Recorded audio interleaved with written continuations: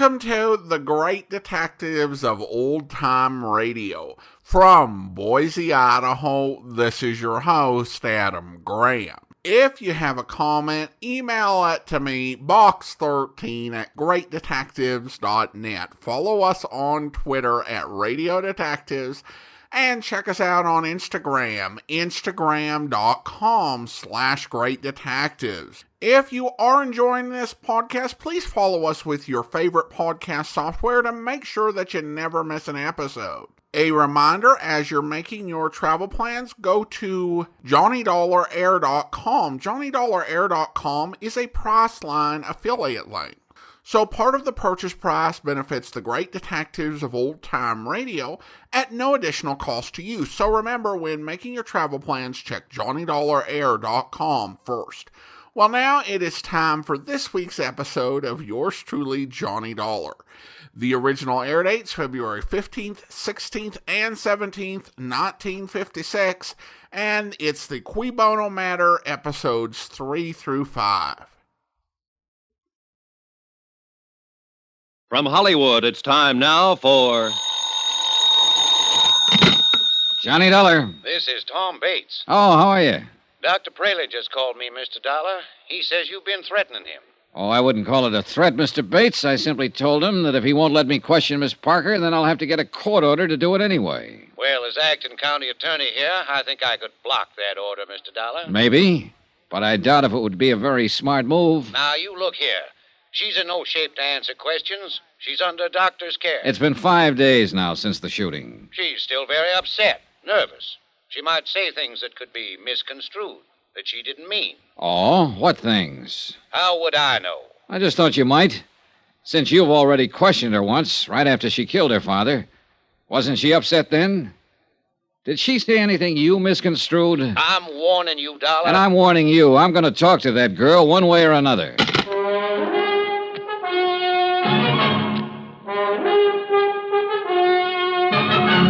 Tonight and every weekday night, Bob Bailey in the transcribed adventures of the man with the action-packed expense account, America's fabulous freelance insurance investigator. Yours truly, Johnny Dollar.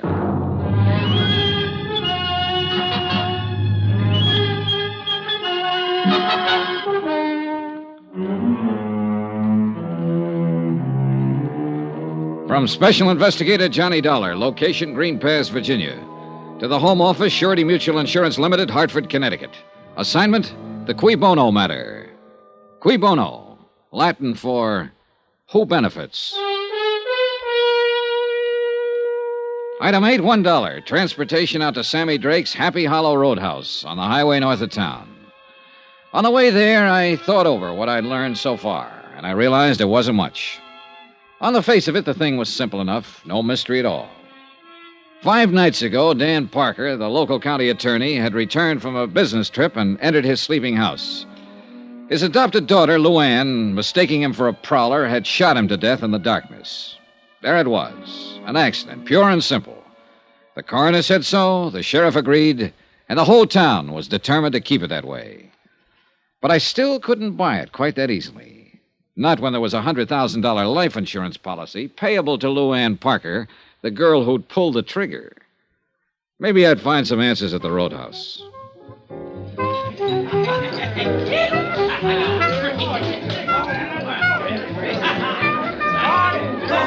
The Happy Hollow was like 1,000 other places of its kind. A neon-lighted barn set 50 yards off the road. Inside, a jukebox, a raucous bar, and a scattering of tables around a splintery dance floor. Saturday nights, a 4-piece band. Probably a game or two going on in the back room, and whatever else the local sports might demand. It was early yet, and the joint hadn't started to jump. What's the word, Mac? Save your money and buy booze. Yeah, man. Out of town, huh? Depends on which town. Any town but this one, man. Here it's for the birds. Oh, I don't know. Looks to me like you got a good setup here. I'm eating. But it ain't easy, man. It's rough. Oh, it'll be rougher, Sammy, with a new county attorney. What's the pitch, Mitch? That's your name, isn't it? Sammy Drake? That's a crime, maybe? Oh, it might be. I don't know yet. You with the feds? No. Syndicate man? No, I'm an insurance investigator. Insurance? You mean protection? Not the kind you're talking about, Sammy. I'm here in connection with Dan Parker's death. You mean you're legit? That's right. Well, tie me up and mail me off. I thought you were somebody putting a bite on me. I am. Yeah? Yeah. I got some questions, Sammy, and I want some answers. About that Parker rub-out? Right. Well, you're out of luck, Chuck. I don't know nothing from nothing about nothing. See what I mean? I got reason to think different. How so? Somebody been passing the word? Maybe. 2 get you 5. It was that Bates character. Am I in? I couldn't say. Sure it was. The new county attorney. He's got a big deal now. And he'd give his left eyeball to put the finger on me. Why so? Why has he got it in for you, Sammy? Because he thinks his doll has been... You mean the Parker girl? I forget. You want to do it the hard way, Sammy. No speak English. I can get Tom Bates to issue a warrant, you know. He'd love to have that chance. So you can either talk to me here and now, or you can talk to him and the sheriff in the basement of the courthouse. Rough and tough, huh? If that's what it takes, yes. Come on back to the office. All right. What'd you say your name was, Buzz? I didn't. It's Dollar, Johnny Dollar. Dollar, huh? Yeah, rhymes with collar. I always like to be wise to who's putting the slug on me. Come on in. Thanks. How about a drink? No, not now, thanks. Well, I guess I'll have a short one for my health. You hungry? Like a steak? Later, maybe. They're the most. This is a crummy joint, strictly for the sticks, but the food's good. Well, here's a go. Yeah. Maybe you think I'm trying to stall. I know you are, Sammy. No, not really. Not now, anyway. Because when I stop and think about it, I can't see where I got anything to worry about. You see what I mean? You haven't, unless you had something to do with Dan Parker's death. Now, let's relax, Max. The way I get the word, nobody had anything to do with it except that doll. Could be. Could be nothing. Did she blast him or didn't she? Apparently she did. Thought he was a burglar. That's a rich one. And she's halfway right at that. Meaning? Look, Dollar, I'm on a level with you. If you got any idea that I wanted Dan Parker knocked off, you're way out there. You want to know why? I can probably guess. I'll tell you why. He was my fix in this town. 3 years I've had this place open, and I've never been touched. So why would I want to put myself out of business? Oh. How much was the payoff? $1.50 a month. Maybe you figured you could make a better deal with somebody else. Yeah? Who? Not with that stuffed shirt Bates. He's just been itching to get at me. But Parker kept a lid on him. How about the sheriff? Who knows? I'm going to give him a pitch, of course. It's my only chance now to stay in business. But I don't know if he'll play. See what I mean? All right, Sammy. Let's go back to the question I asked you outside there. Why does Bates have it in for you? Because he's got the drooling goose for that Parker kid. And he didn't like it much when she kept hanging around me. How'd you feel about it? You want the truth? I didn't like it much either. Why not? She was too wired up and spoiled. Used to getting her own way. Oh, this town's treated her like a queen or something. She figured she could do as she pleased. Well, that don't go in a joint like this. What do you mean? Well, these lads come in here, get a few shots under their belt. Dame like that starts to mean trouble. I didn't want her hanging around. I had a good thing going here, and I wasn't about to get it lost up. But it was no use. I couldn't keep her out. What did her father think about it? He didn't like the idea, but he couldn't do much about it. She got her own way with him, the same as with everybody else. Except when she wanted to go to New York. Well, nobody can win them all. I understand you put that idea in her head, Sammy. Then you better take a different understanding. Yeah? Yeah. She was bugged up on that idea before I ever met her. That's why she started coming in here. She wanted me to put her hep on how it was in the big, wild city. She wanted to know how to get in. What was the names of all the spots, including the rough ones? How the rackets worked. How would I know how the rackets work? I didn't say a word, Sammy. You know something? In some ways, that kid's as smart as a mink. But underneath, she's a regular hick, just like the rest of them around here. She thinks that stuff is glamour, the big time, hot stuff. And she was busting her braces to get at it. Even this place, this crummy clip joint. To her, it was wicked and exciting. Oh, man, how square can you get? I suppose you tried to talk her out of going to New York. Do I look crazy or something? I was all for it, anywhere. As long as it got her off my neck. Oh, a beautiful girl like Luanne Parker on your neck and you were trying to shake her off? Oh, Sammy, I'm losing you. Oh, look, Dollar, when it comes to dames, I've got as fast an eye as the next guy. But with that chick, oh, man, I unpack my toothbrush and I stay home. Why? Why?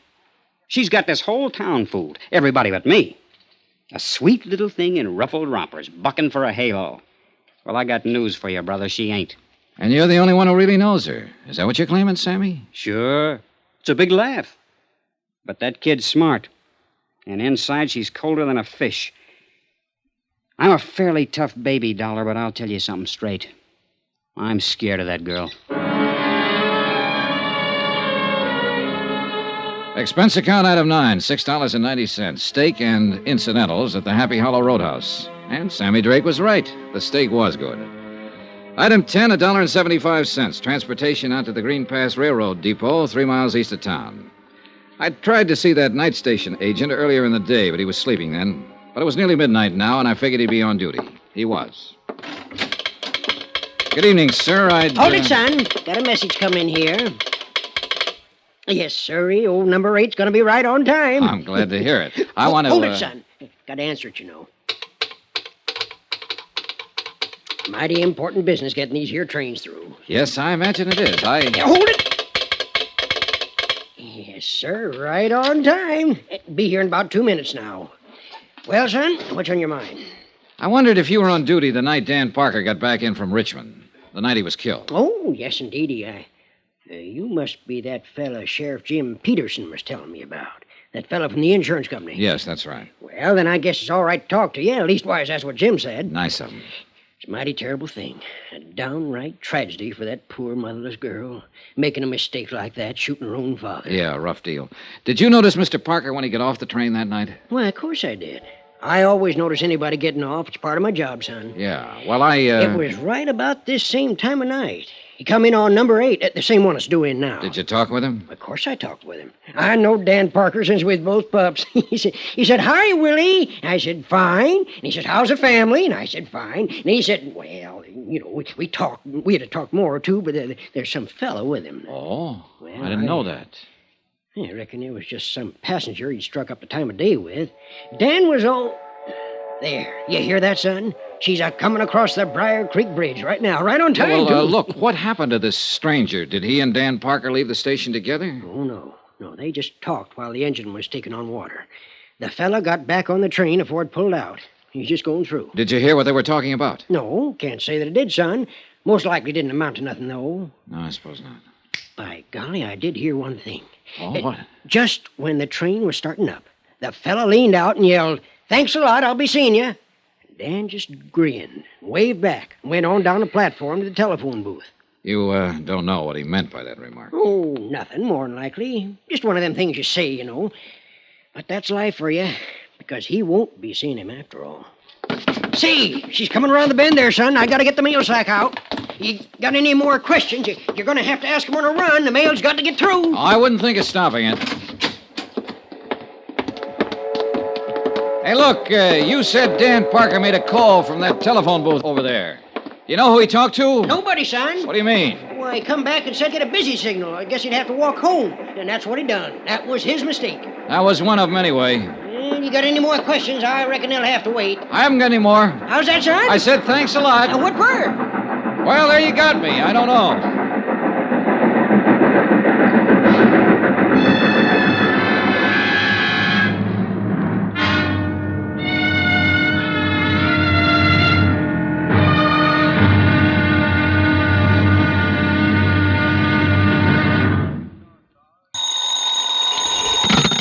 Johnny Dollar. Tom Bates, Mr. Dollar. Oh, good morning, Mr. Bates. There's nothing like starting the day with a good fight. That is not my intention at all. Good. I was beginning to think you went around in a permanent state of belligerency. Only when I see a so-called insurance investigator out to frame an innocent girl. Anybody I know? Look, Dollar, will you be available at 2 this afternoon to interview Miss Parker? I've been available for 2 days. She's the one who hasn't been. She was in no condition to see anyone. However, Dr. Praley is releasing her in an hour, and she's going on home. All right. Tell her I'll see her at 2. It won't be necessary to tell her. You'll go out there with me, and you'll talk to her in my presence. Like that, huh? You can take it or leave it. Oh, I'll take it, Mr. Bates. And you know something? I think I'll still be able to tag her.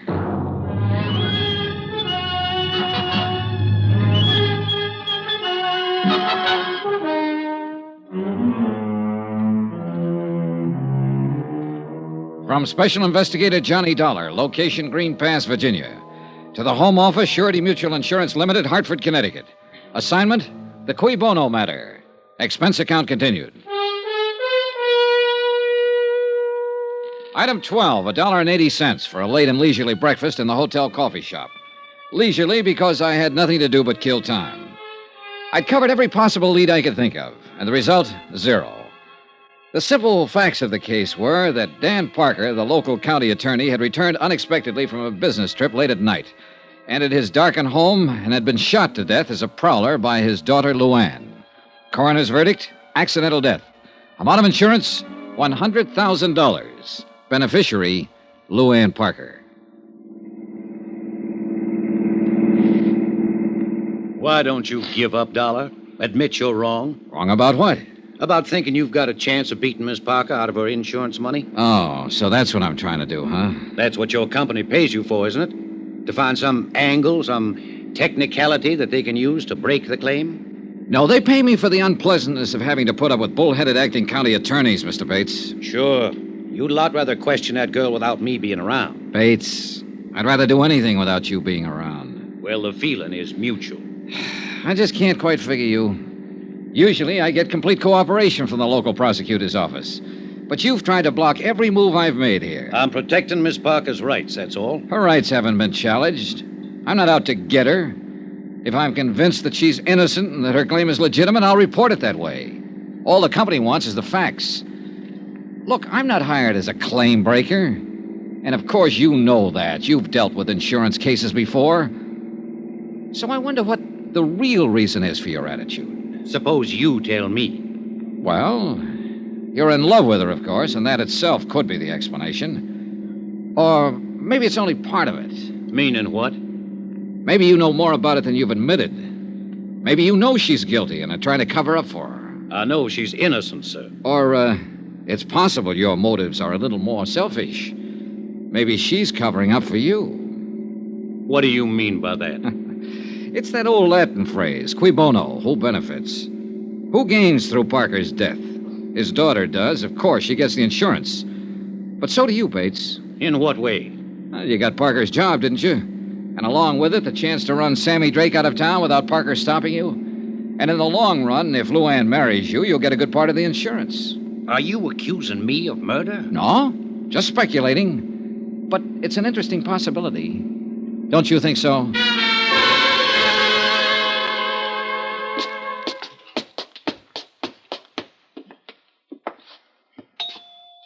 Any particular subjects I should avoid, Mr. Bates? Ask anything you want, as long as I'm here to advise her. Oh, hello, Tom. Luanne, this is Mr. Dollar from the insurance company. How do you do, Miss Parker? Mr. Dollar, won't you come in? Thank you. I guess we better go in the study. Mary's cleaning the living room. In here. Just sit down anywhere. How do you feel, Luanne? Oh, I'm all right now. For a few days after it happened, I couldn't feel anything but horror, self-loathing. I wanted to kill myself. But the last 2 days, I've done a lot of thinking about what Daddy'd say if he was still here. He was a wonderful man, Mr. Dollar. Yes, the whole town seems to agree on that. I'd give my life gladly to change what happened. But it can't be changed. Daddy used to say, Luanne, remorse is only self-pity in disguise. The future is a question mark. All you have is the present, so live it. He believed in those ideas, Mr. Dollar, and I'm going to try to live my life by those beliefs, because I loved him very much. Miss Parker, I have a few things I'd like to ask you in order to complete my report. Do you feel up to answering some questions? Yes, of course. Whatever you wish. I insisted, Luanne, that I be present during this interview. Why, Tom? His job is to save money for the insurance company.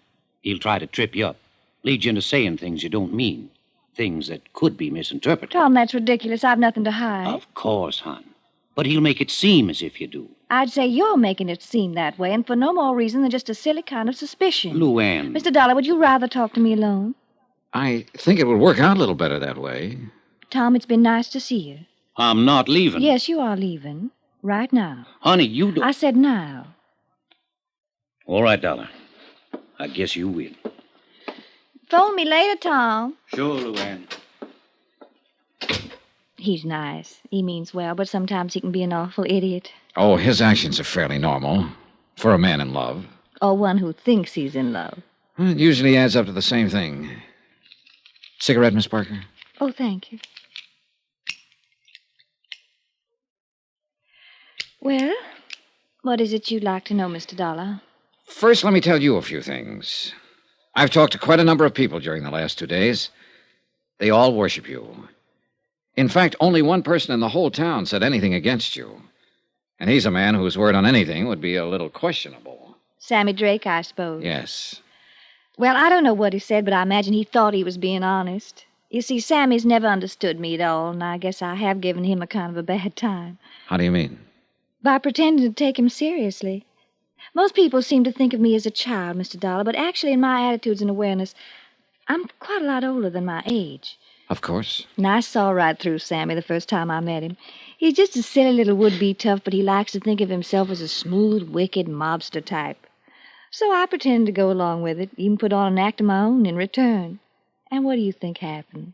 You had another Tom Bates situation on your hands. Sure. Sammy took me seriously. Well, I didn't want any part of that, so of course I ran for cover. And he has never forgiven me. Well, I guess you can stand having one detractor, Miss Parker.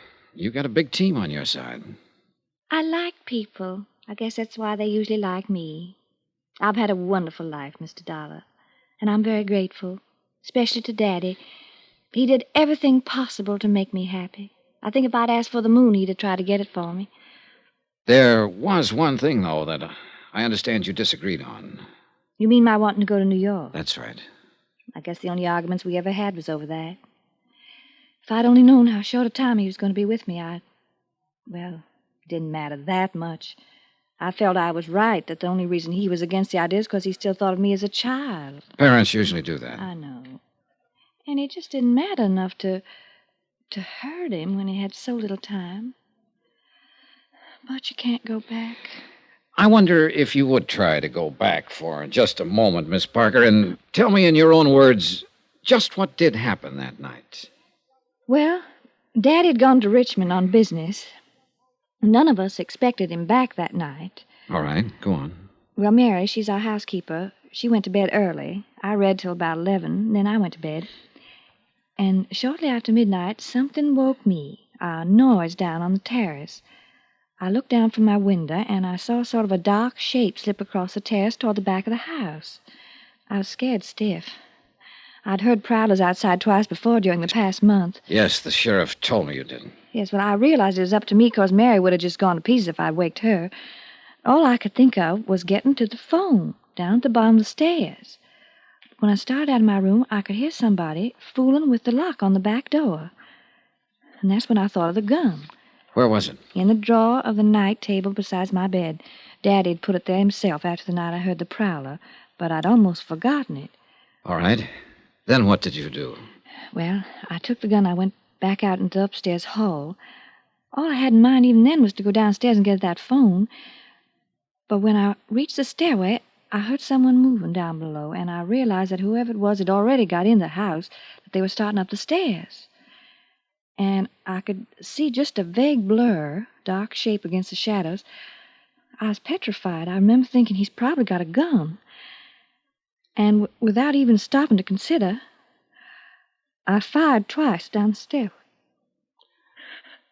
Yes, Miss Parker? I heard him fall. I knew I'd hit him. Mary screamed and came running out of her room. I found the switch and I turned on the lights. And then I saw what I'd done. It was Daddy. I'm sorry, Miss Parker. And I'm sorry it's necessary for you to go back over this. I'll be all right. There was one thing that wasn't brought up at the inquest. Your father apparently tried to make a phone call from the railroad station that night, and he told the agent all he was getting was a busy signal. Could he have been trying to call here? I don't know. I didn't know about it. Would he be likely to call you, coming in unexpectedly that way? Oh, he'd be more likely to call Jake Digley. Jake runs a taxi service here. Yes, I met him. Well, he might have tried that. But Jake was out at Sammy's place that night. Well, the reason I say that is because Daddy would have known that our phone is usually off the hook at night. Was it off that night? Well, I don't remember. Maybe Mary knows. One or the other of us was always taking it off because we had to go clear downstairs to answer it. Yes, Miss Luanne? Oh, Mary, the night Daddy was killed, do you remember whether the phone was off the hook or not? Yes, Miss Luanne, it was. I remember when I picked it up to phone the doctor. Well, I ain't sure if you left it off that night or I did, but it was off all right. Thank you, Mary. Yes, sir. Well, Mr. Dollar, what other questions do you have? None, as a matter of fact. I did have several more, but you've already answered them indirectly. Thanks for cooperating. You're quite a girl, Miss Parker. Oh, yes, I'm quite a girl. A girl who killed her own father. Goodbye, Mr. Dollar. I meant exactly what I said to her. One way or another, she was quite a girl. Either she was one of the sweetest, bravest, and most honest kids I'd ever met, or she was one of the smartest, coolest little murderesses who ever walked the face of the earth. And I was very much afraid that I'd never be quite sure which.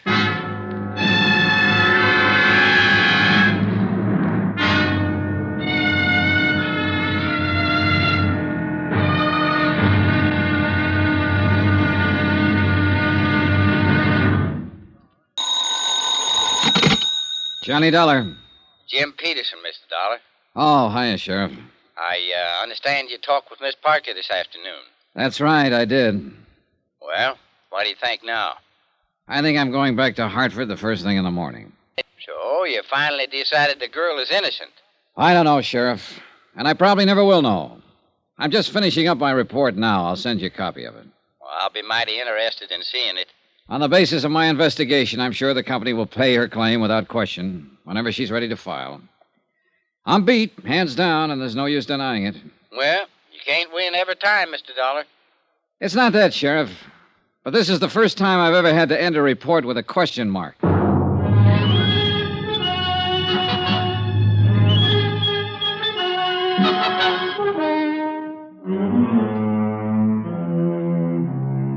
From Special Investigator Johnny Dollar, location Green Pass, Virginia, to the Home Office, Surety Mutual Insurance Limited, Hartford, Connecticut. Assignment, the Qui Bono matter. Expense account, final page. Item 14, 50 cents, notary fee on a 20-page report. A report that covered everything and told nothing.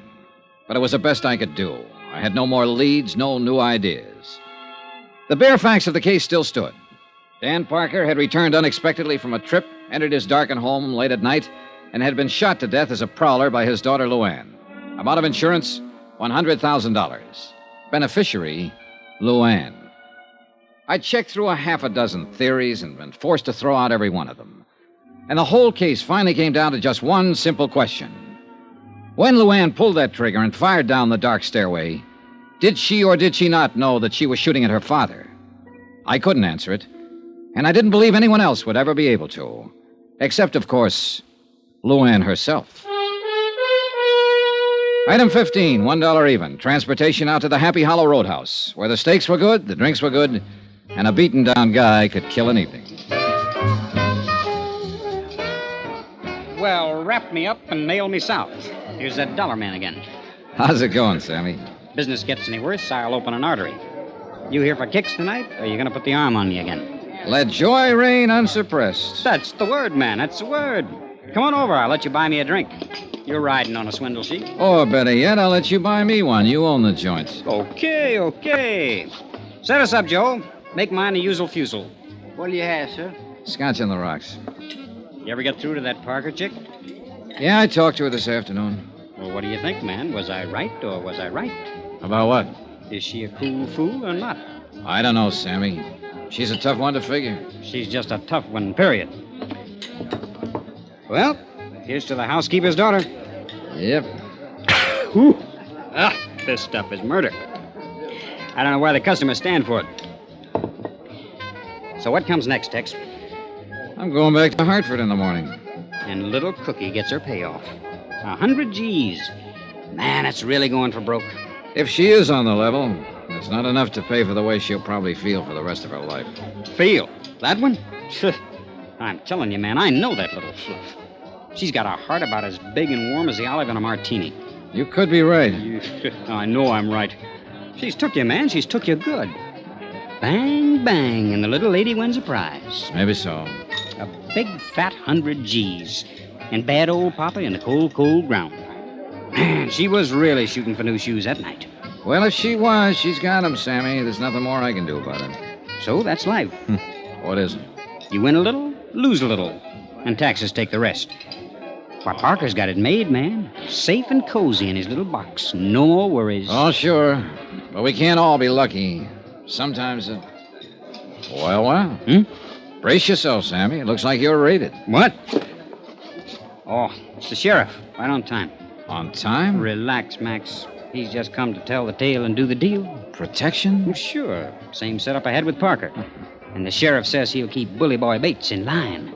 How about that, huh? Well, life goes on, I guess. Well, I wasn't expecting to run into you out here, Miss Dollar. I don't imagine.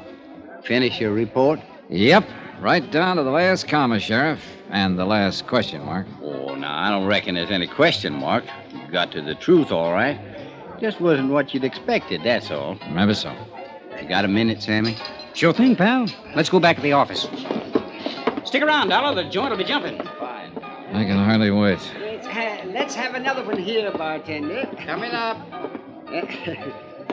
Sir, would you do me the honor of having a little drink with me? Well, thanks. I'm having one with you. I've already got it. Well, so you have. Well, another little one never hurts, though. Later, maybe. Thanks, anyway. Anytime, friend.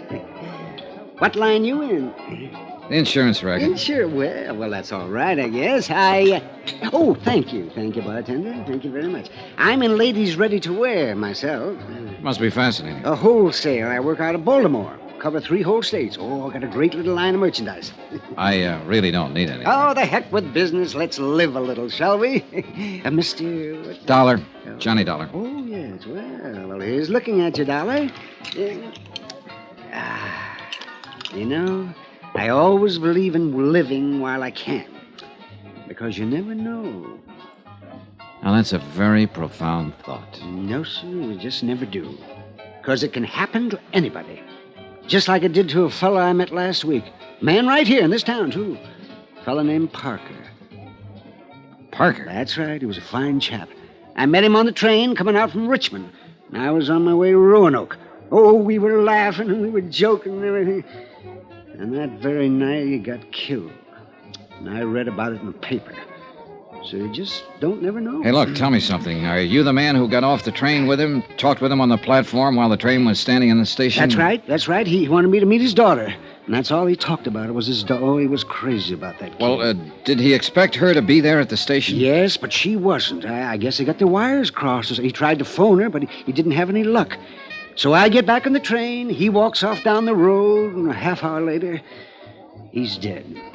I'm telling you, you just never know. On the train, on the way down, what did he say about his daughter? Oh, you know, the way a guy talks about his kid. He worshipped her. Yes, he did. That's all. He was telling how they were always kidding each other, and they were... Oh, say, here, take a look at this tie I'm wearing. Yeah, sure, it's a nice tie. Sure, it's a nice tie. That's what anybody would think, just to look at it. Yeah, it's a nice... Come on. I want to show you something about this tie. Well, can't you show me without going No, you got to go outside, so come on. Mr. Parker gave me this tie. He was wearing one on the train, and I liked it, so he gave me one. He said he had 3 of them. His daughter gave them to him the week before. He got them from some novelty house. So come on. Well, look, what is it you want to show me about it? Oh, come on. We got to go down there at the corner of the building. Oh, boy, this'll knock you out. No, I'm telling you, it's just real crazy. Yeah, it must be. Parker never would have given it to me, except he had 3 of them. He figured he could never wear them all, so... Well, come on, let's see the trick. All right. Look, it's just a nice necktie, isn't it? That's all. Yeah, that's nothing out of the ordinary. Now, come on around the corner here, out of the light. Oh, boy, this is going to fracture you. Now, look. Well, I'll be... Good Lord. How about that, eh? Is it crazy? That daughter of Parker's really must be something, huh? Yeah, she is. Can you imagine a kid thinking up an idea like that? Can you?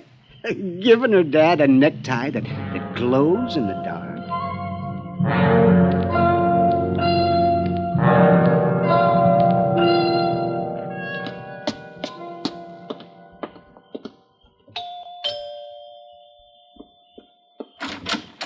evening, Miss Parker. Why, Mr. Dollar, what are you doing out here this time of night? Mind if I come in? Please do. Thanks.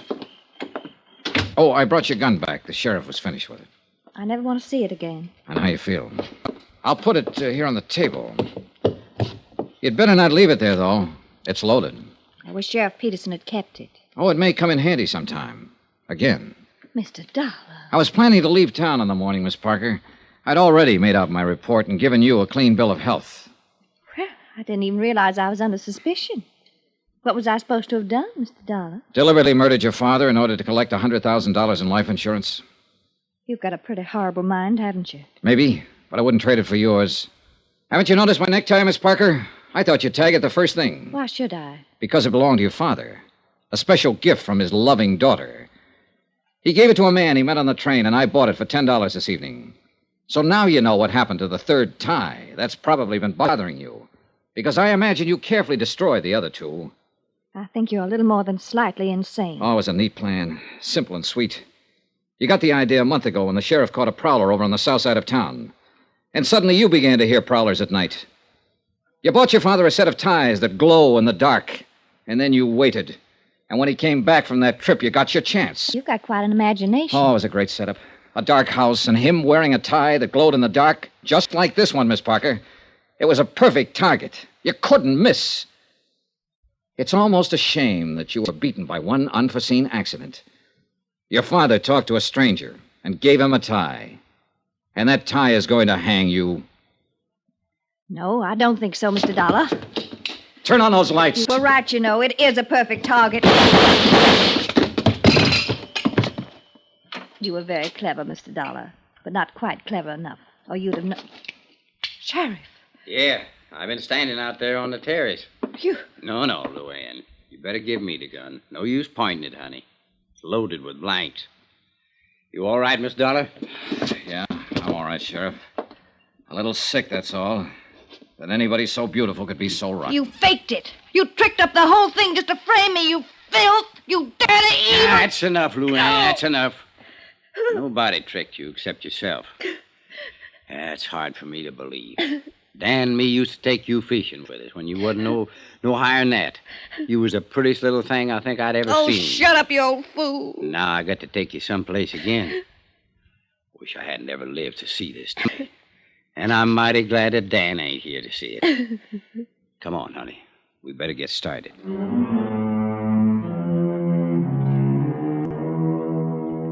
Expense account item 16, $148.30. Hotel and incidentals in Green Pass and transportation back to Hartford. Expense account total, $382.65. End of account, end of report. Remarks. When you gave me this assignment, Don, you asked a question, a phrase in Latin. Cui bono? Who benefits? So here's your answer. Nobody. Yours truly, Johnny Dollar.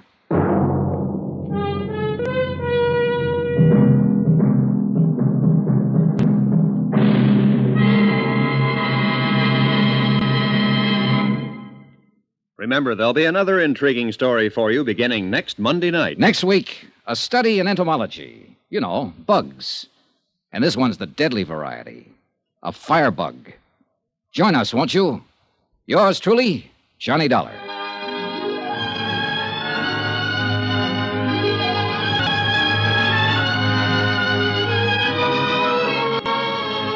Yours truly, Johnny Dollar, starring Bob Bailey, is transcribed in Hollywood.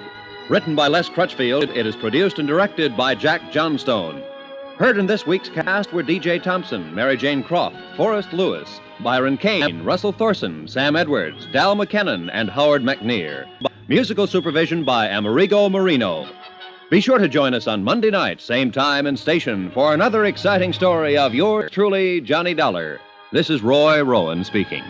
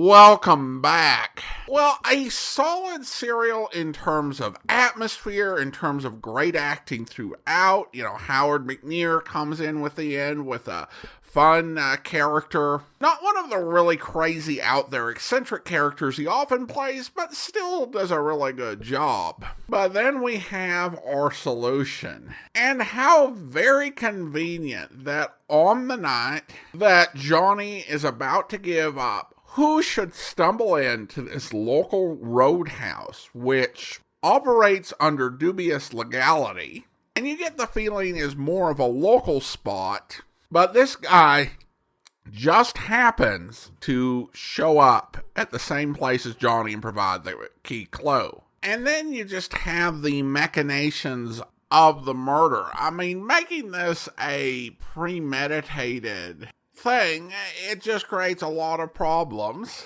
because, you know, she needs it to be a situation where he gets into town late on the train and Jake is over at the roadhouse and is unavailable. And not only that, she would have to remove the tie after the killing and then go through the briefcase to get the other tie if, you know, he was carrying all of these glow-in-the-dark ties with him. Now, I don't usually go back and listen to my previous commentaries on these episodes, but I was curious if I let this whole thing go by, and I listened to it and I didn't. My thoughts were similar, but there were some differences. One thing that occurred to me then that didn't occur to me when I was listening this time was that if Dan had told random strangers on the train about the glow-in-the-dark ties